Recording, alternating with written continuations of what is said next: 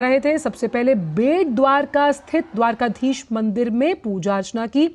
द्वारका जहां भगवान श्री कृष्ण ने राजा के तौर पर वो विराजमान माने जाते हैं, तो वहीं बेट द्वारका को भगवान श्री कृष्ण का निवास स्थान माना जाता है। विनायकं गुरुं भानु ब्रह्मा विष्णु महेश्वरान् सरस्वती प्रणम्यादो सहस्रानं वित्तायम्।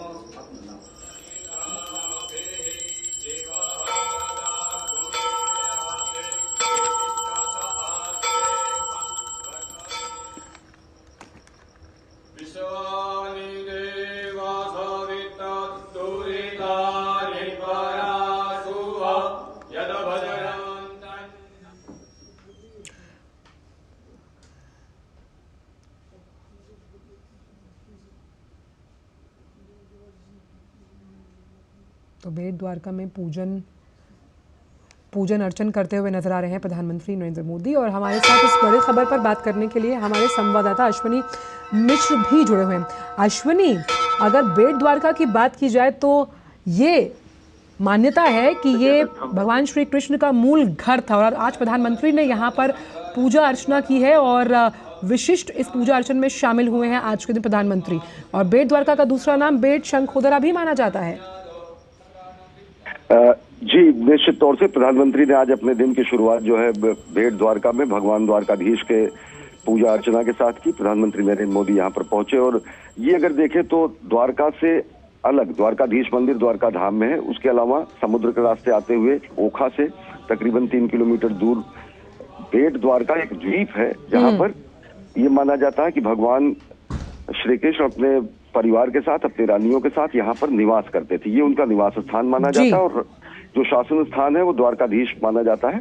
तो वहां पर प्रधानमंत्री नरेंद्र मोदी पहुंचे, उन्होंने पूजा अर्चना की और यहाँ पर ध्वजा वंदन की परंपरा है।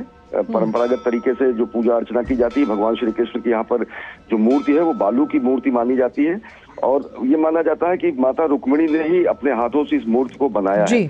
माता रुक्मिणी, माता सत्यभामा, राधिका जी और साथ ही साथ जाम्बवंती जी के यहाँ पर मंदिर है। माता महालक्ष्मी का यहाँ पर मंदिर है। प्रद्युम्न का यहाँ पर प्रतिमा स्थापित की गई है। तो भगवान श्री कृष्ण का जो पूरा परिवार है और उनके जो पुत्र प्रद्युम्न है, उनके भी यहाँ पर प्रतिमाएं हैं। तो ये बेहद पौराणिक महत्व, ऐतिहासिक महत्व का स्थान तो है ही, साथ ही साथ मुख्य जो द्वारकाधीश का मंदिर माना जाता है वो यही माना जाता है। और सबसे बड़ी बात यह है कि आज देश के लिए सौगात और उपहार की बात यह है कि लोग द्वारका से बेट द्वारका आने के लिए परंपरागत तरीके से नाव का, स्टीमर का उपयोग करते थे।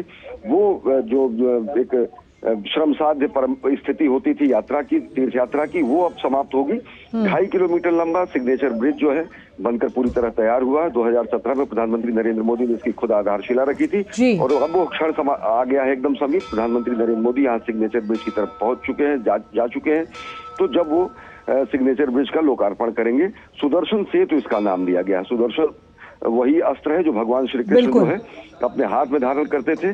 तो अगर देखें तो भगवान सतयुग में अगर द्वापर युग में भगवान के हाथ में सुदर्शन चक्र होता था, तो आज हम इस बात का गौरव कर सकते हैं। तो माँ भारती की मणिमेखला के रूप में, करधनी के रूप में कहीं न कहीं एक सुदर्शन सेतु अच्छा, है। एक चीज अश्विनी ये भी हम समझना चाहते हैं आपके जरिए का नमूना है। जी, एक जरिए हम आपके जरिए ये भी समझना चाहते हैं कि मान्यताओं के अनुसार ये कहा जाता है कि बहुत कम लोग जानते हैं कि द्वारका को 3 भागों में बांटा गया है, जिसमें